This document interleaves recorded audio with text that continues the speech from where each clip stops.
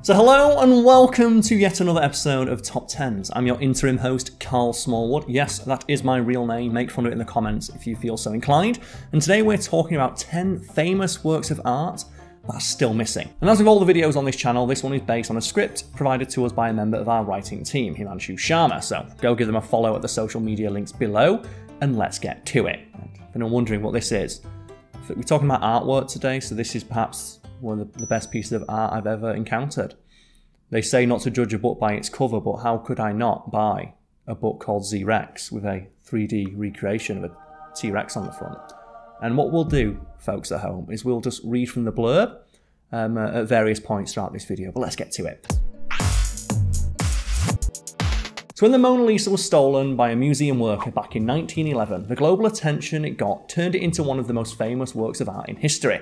While it was recovered barely 2 years later, many other masterpieces by many other renowned artists remain missing to this very day. And it's worth noting that quite a few of these pieces of art were taken during one particularly famous raid at the Isabella Stewart Gardner Museum in Boston in 1990, when art thieves made off with paintings valued at over $500 million. So let's just discuss now 10 of the most famous still missing works of art, shall we? Number 10, Landscape with an Obelisk by Govert Flinck. Originally thought to be a Rembrandt, Landscape with an Obelisk is actually an artwork by the Dutch artist Govert Flinck, whose name I hope I'm pronouncing correctly. It's an oil painting on wood measuring 21 by 28 inches, portraying a stormy landscape with an obelisk, hence the name, a fallen tree trunk and a miniature man on horseback. This artwork gained global popularity when it was stolen, along with several other pieces, during Boston's infamous and aforementioned Isabella Stewart Gardner Museum heist in 1990. When, if people don't recall, like we have talked about in a previous video presented by myself, but the Cliff Notes version is 2 men disguised as policemen managed to break into the museum security, overpowered the guards, and then stole 13 artworks, including Landscape with an Obelisk. The will of the museum's founder demanded that the hanging order of the pictures in the museum remains unchanged until it is returned, which is why, if one goes to the museum today, you'll see an empty frame in the place where the artwork was once housed. Number 9, Just Judges by Jan van Eyck.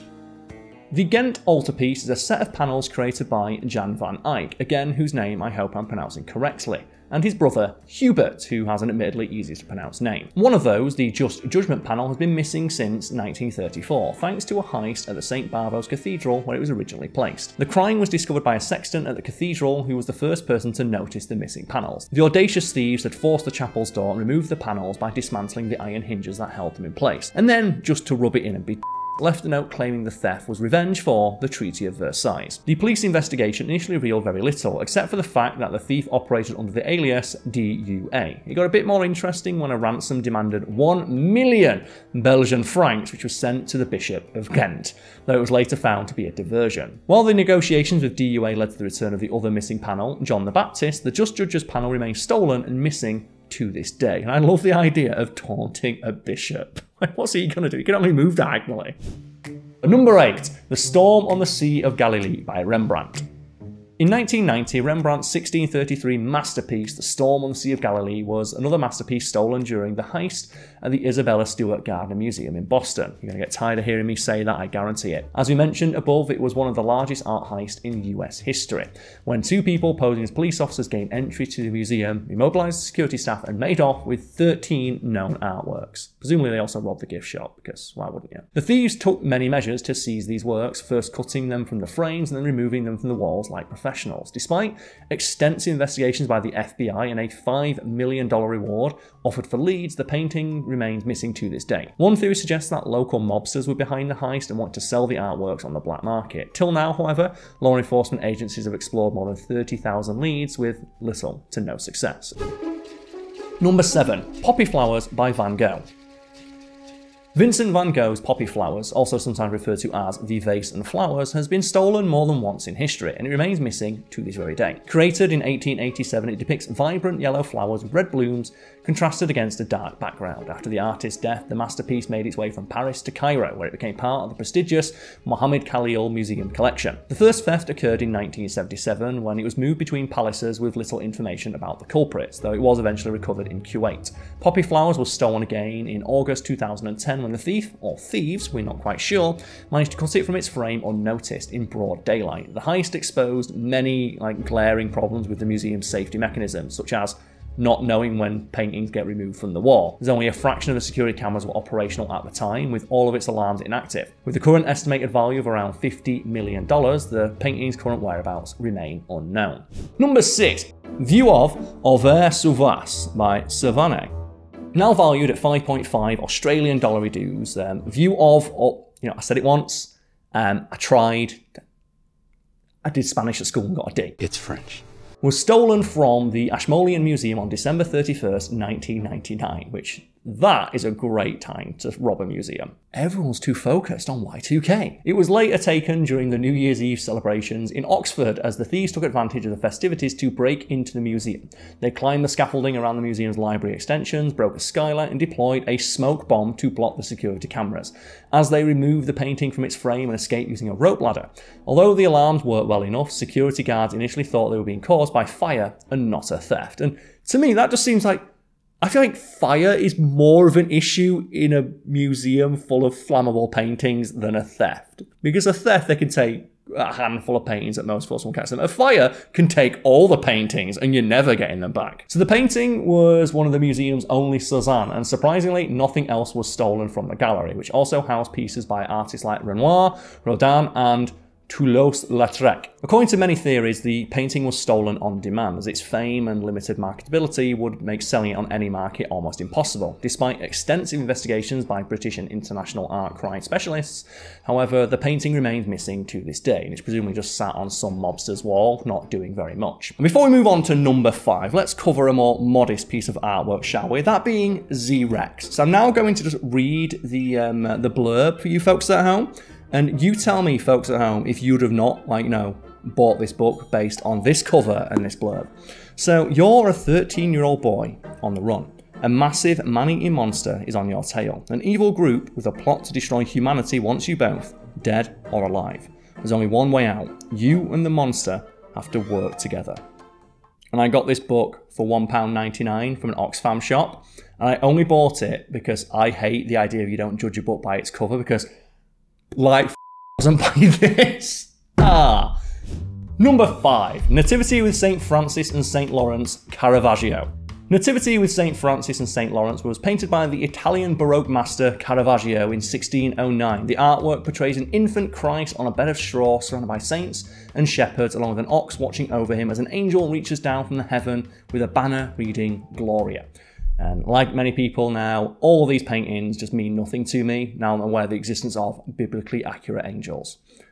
Get that stuff in a Caravaggio, then I'll be interested. The painting was stolen from the Oratory of St. Lawrence in Palermo, Sicily, on August 18, 1969. Despite extensive investigations and theories about its ultimate fate, the painting's current location remains a mystery. It is now valued around $20 million and is listed among the FBI's top 10 art crimes of all time. And pro tip to the FBI, don't rank crimes. Criminals are narcissists by nature. They're going to want to top that. Don't do it. Over the years, many accounts and rumours about the painting have emerged around the world, ranging from it being burned, abandoned, or cut into pieces and sold. Some believe that it remains intact and hidden in Sicily, possibly being used as collateral in drug deals. And that is baller. It's and what collateral do you have? How about this painting by a Baroque master? It's cool. Here's a copy of Z-Rex. First edition. The thing is that I'm so tempted to go get all my other dumb books that I own, but we'll save that for another day. Number 4. Francis Bacon by Lucian Freud.